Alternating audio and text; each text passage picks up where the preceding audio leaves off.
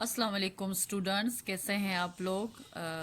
उम्मीद है आप लोग खैरियत से होंगे। ठीक है, कुछ वीडियोस में थोड़ा सा गैप आ गया था मेरे, कुछ मसरूफियात थी। ठीक है, इंशाल्लाह वहीं से स्टार्ट करेंगे अब जहां पर हमने छोड़ा हुआ था। ठीक है, हमने पिछली वीडियो में 1.2 का तकरीबन 7 क्वेश्चंस हमने कर लिए थे। ठीक है, हर एक की मैंने अलग अलग वीडियो बनाई हुई है, आप लोग उसको विजिट कर सकते हैं। सॉरी, क्वेश्चन नंबर 9 तक हमने किया हुआ था। ठीक है, अब इंशाल्लाह इस वीडियो में हम क्वेश्चन नंबर 10 जो है वो सॉल्व करने की कोशिश करेंगे। तो मैं इसको राइट डाउन कर लेती हूँ। ठीक है, आप लोगों का वक्त मैं ज़्यादा नहीं लूँगी, जितना हम जल्दी हो सके उतना ही इसको जल्दी से सॉल्व करेंगे। ठीक है, ये आपके पास आ जाएगा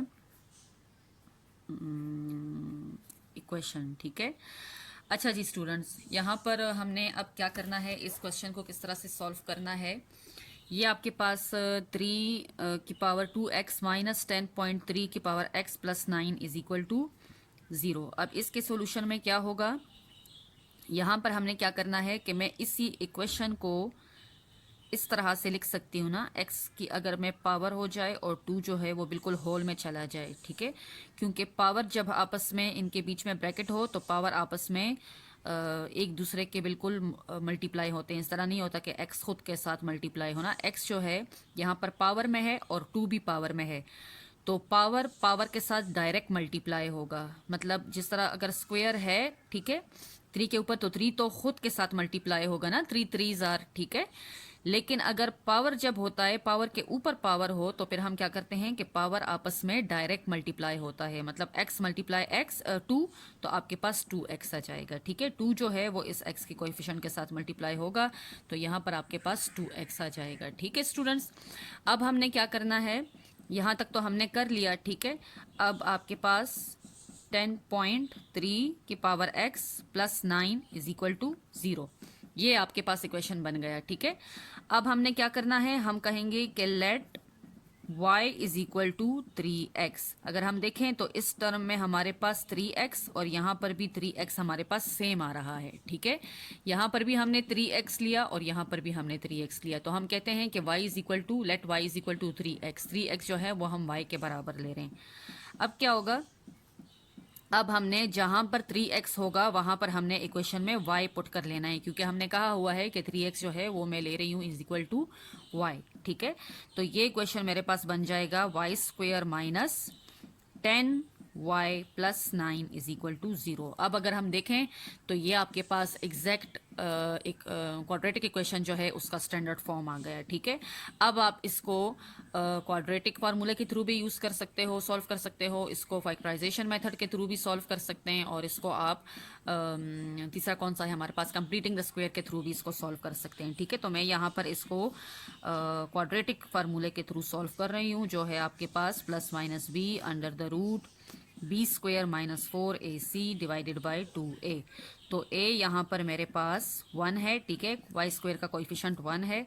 इसी तरह b जो है वो मेरे पास माइनस 10 हो गया, और c जो है वो मेरे पास 9 हो गया। ठीक है स्टूडेंट्स, अब ये आपके पास हम इसमें पुटिंग कर लेंगे, तो माइनस और b हमारे पास माइनस 10 है, plus minus under the root minus 10 square minus 4a और c 9। ठीक है, डिवाइडेड बाय 2, और ये आपके पास 1 हो जाएगा। अब minus multiply minus, plus 10 plus minus under the root 10 10 are 100 हो जाएगा, और माइनस मल्टीप्लाई माइनस प्लस हो जाएगा। माइनस 4 1 जार 4 और 4 9 जार 36 हो जाएगा, 2 1 जार 2।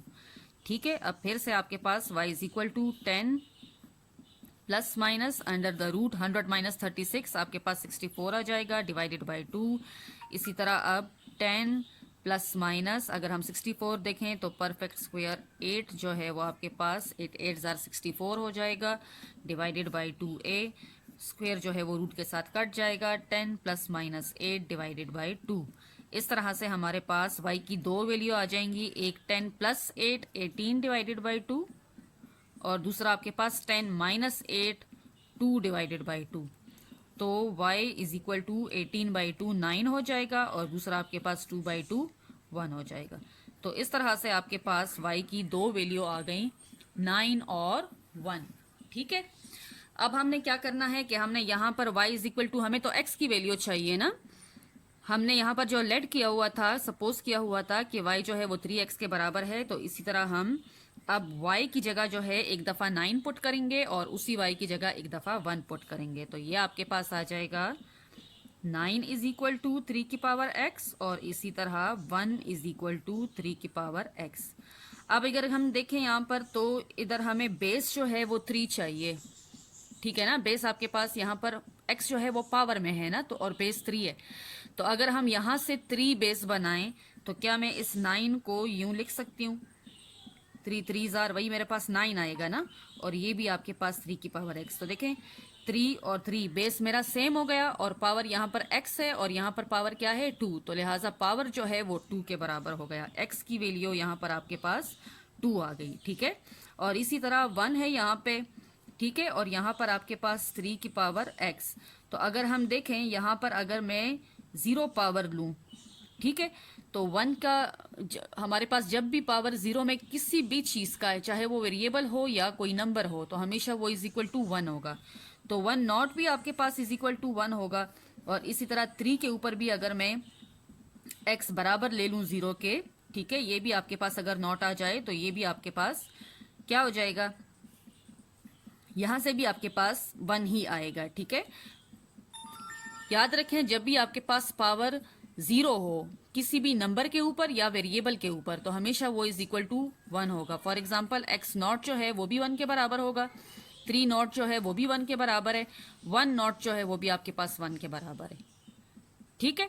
तो यहाँ पर आपके पास अगर मैं 1 नॉट लिखूं और ये 3 क्यू x भी मैं आपके पास 0 लूँ ना, तो ये भी आपके पास जो है वह ये भी 1 के बराबर होगा, ये भी 1 के बराबर होगा। लिहाजा x की दूसरी वैल्यू आपके पास 0 आ गई। तो x की हमारे पास सॉल्यूशन सेट क्या बनता है, 2 and 0। ये आपका आंसर है। बहुत आसान है, ठीक है, बहुत आसान तरीका है, बिल्कुल 2 मिनट्स का एक क्वेश्चन है ये आपके पास क्वेश्चन है, ठीक है, जिसको आप सॉल्व कर सकते हैं बिल्कुल 2 मिनट्स के अंदर अंदर। खाली आपने यहाँ पर क्या करना है कि इस चीज़ का ख्याल रखना है कि यहाँ पर आपके पास पहले वाले टर्म में और दूसरे वाले टर्म में जो y आप सपोज लेंगी, वो आपने सोचना है कि मैंने किस तरह से इन दोनों को बराबर बनाना है ताकि एक मेरे पास y स्क्वायर आ जाए और दूसरा मेरे पास y आ जाए। तो इसलिए मैंने यहाँ पर ये 2 जो है इसको पावर में ले लिया ऊपर, ताकि ये 3x और ये 3x सेम हो जाए और मैं इसको y के बराबर लूँ। ठीक है स्टूडेंट्स, यहाँ तक जो है